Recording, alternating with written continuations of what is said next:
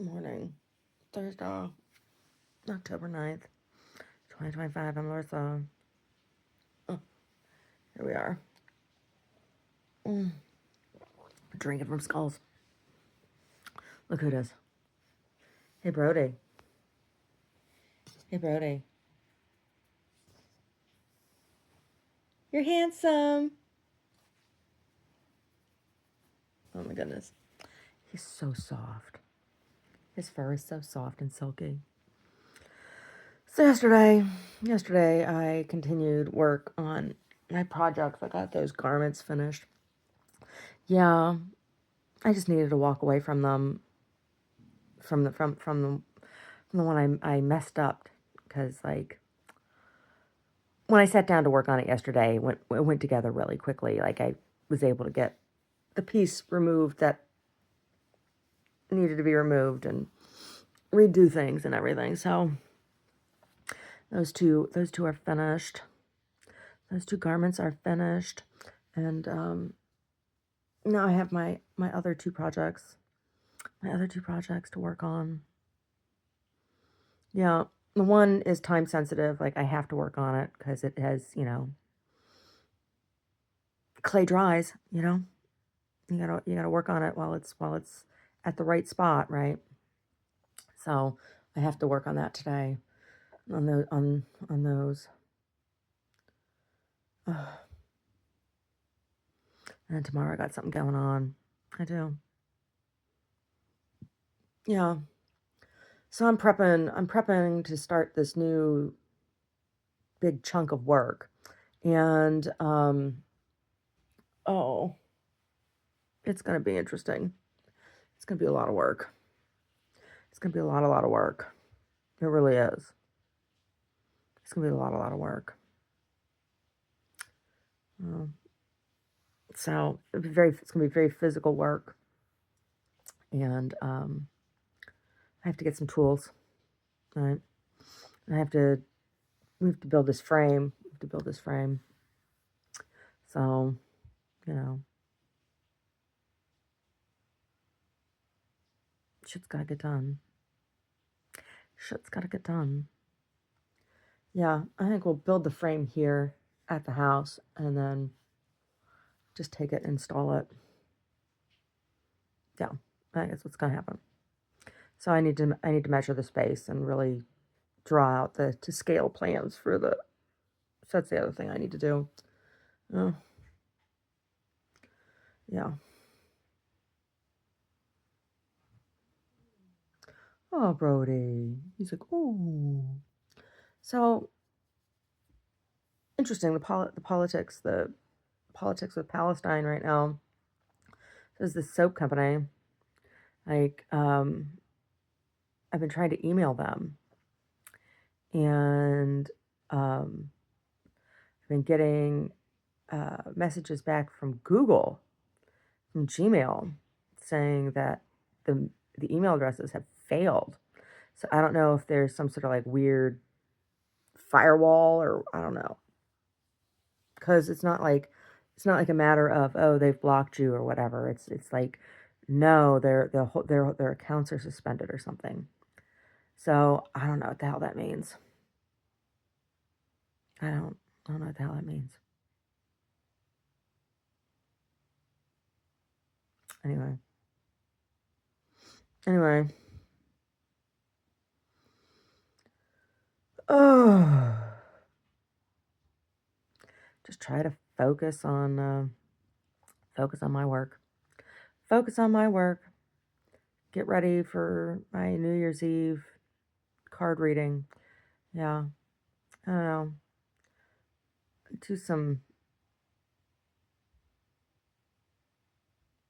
I had to do some like media detox, news detox. Been watching news clips from like local stuff. It's interesting up in Santa Rosa. There was a news clip yesterday, um, about some of the neighborhoods up there that burned. Oh, thousands of houses burned up there in Santa Rosa. That whole area, last time I was up in that area was when I was working on the UADR series. And, I still think I would like to do a couple more paintings for that series, but um, I really don't have the space. I don't have the space to do those paintings. Yeah.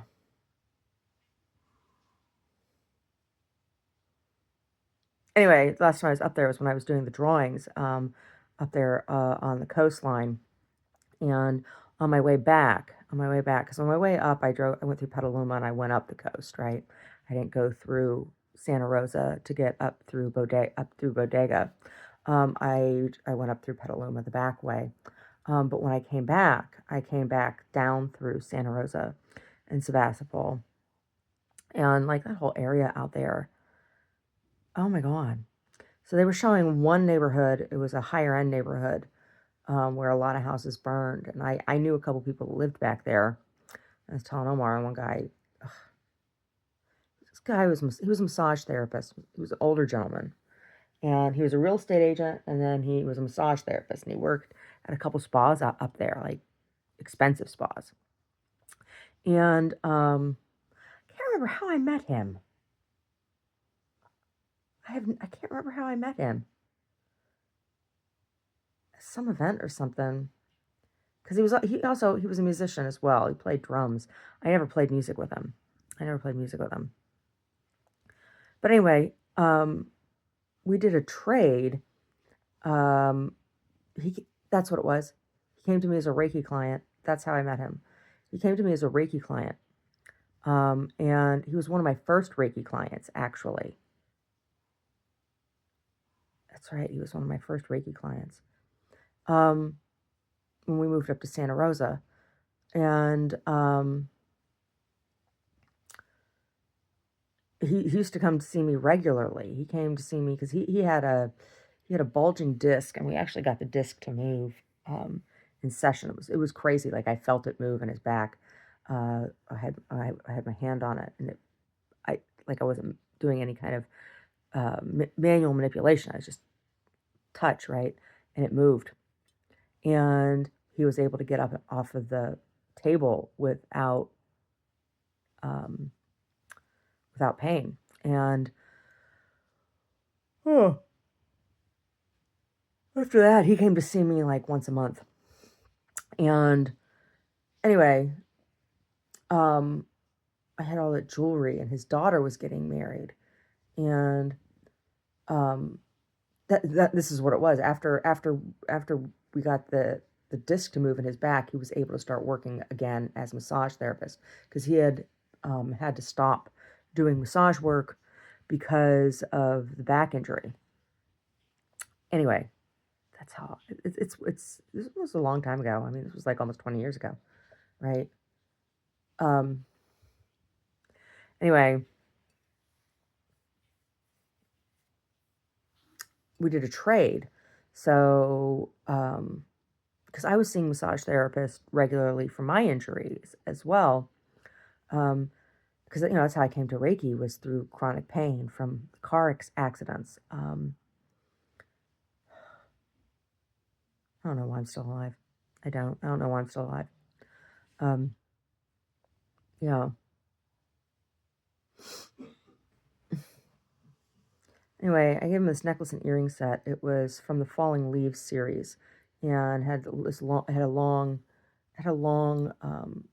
silver leaf, hammer formed silver leaf, and it was amethyst and knotted. It was one of my asymmetric necklaces, and it was knotted lavender pearls. They were dyed. They weren't irradiated. Were they irradiated? No, they were dyed. They weren't the irradiated. These ones were dyed. But it was a really pretty piece. It had matching earrings. And I used to have earrings, and somebody stole one of them. So anyway, gotta let that go. Let that go. It's gone. Um, The piece, the set, the necklace earring set was his daughter was younger than me. She was a little bit younger than me. Um, the set was like $2,500, right? And he said, okay, well, we'll do trade. Yes, I'll give you, it was like, here it was 3 or 5 massages. I'm like, okay, because I was getting massage, every couple weeks.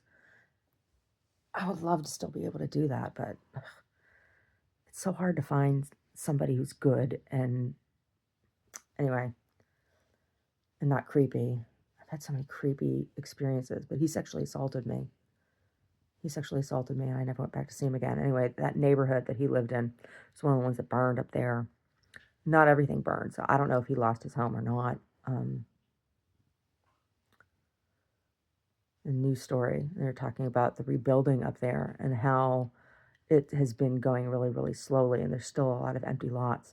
Well, last time I was up in Santa Rosa, like, the neighborhood when we lived up there was really pretty. And when I drove through, that whole town looks like a big slum. It really does. I was shocked. I was shocked at how grimy and dirty and ill-kempt, you know, it actually was.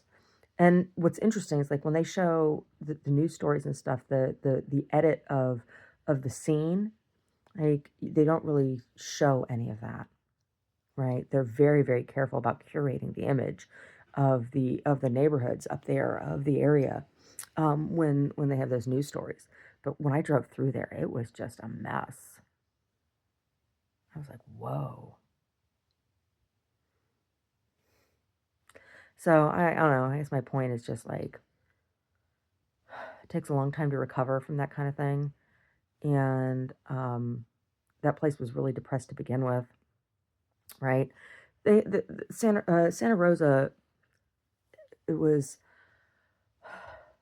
a challenging area because they were dealing with like a double whammy of aging population, and then industry abandonment. So like there were a couple tech companies up there that employed a lot of people that were,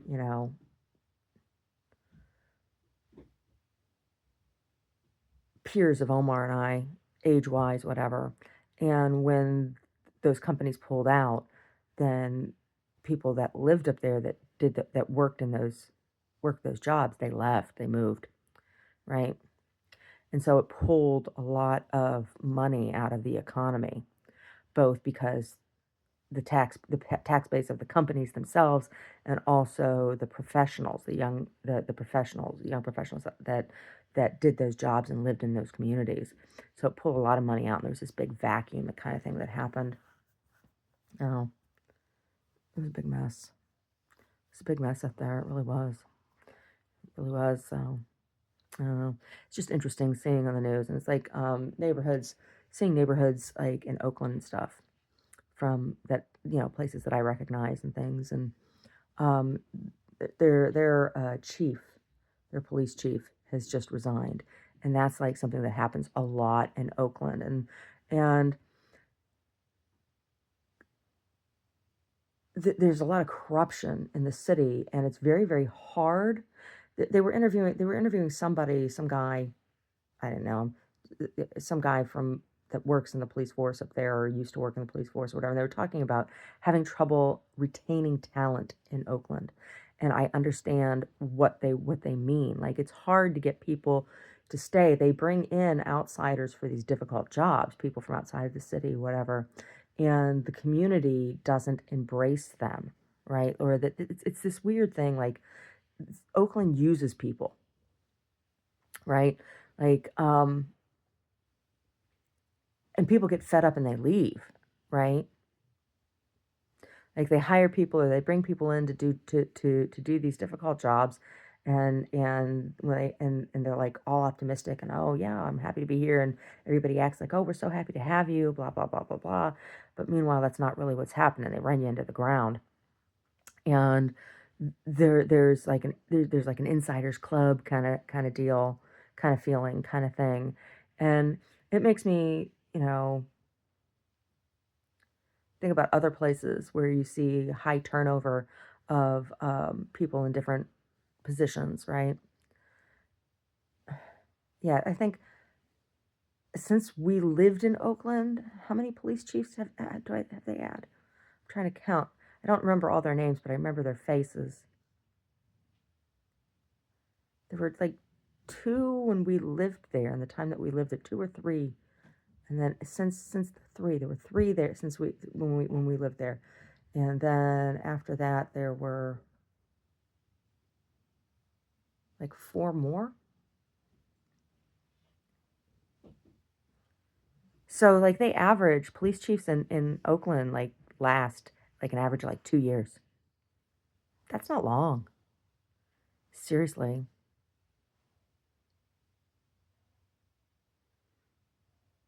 Yeah. Yeah. It's this weird double-edged sword because like they bring in people from outside who don't know the ins and outs of the local politics and the who's who. And I'm not talking about elected officials, I'm talking about the politics of the turf, right? Turf politics kind of thing, hood politics, right? But they also can't hire from within because people are so co-opted, right? You know,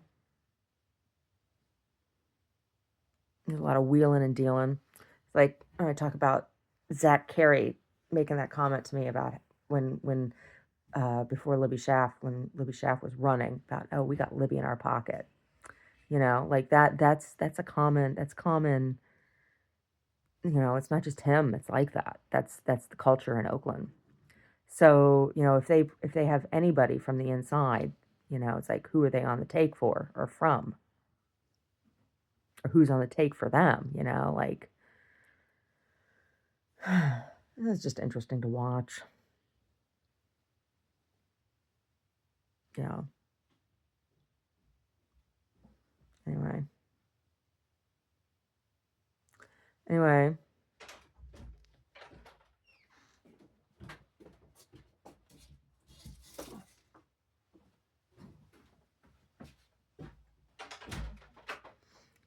Omar's working like a lunatic.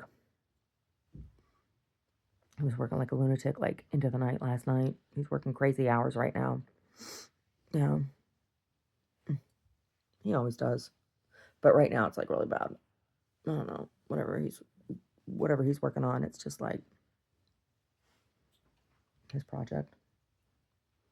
He's working crazy hours right now. Anyway. Anyway. Finished the soup for dinner last night. So tonight I'll make dinner. And I told him, I said, I think tomorrow we'll go out. I don't know. Yeah. Yeah.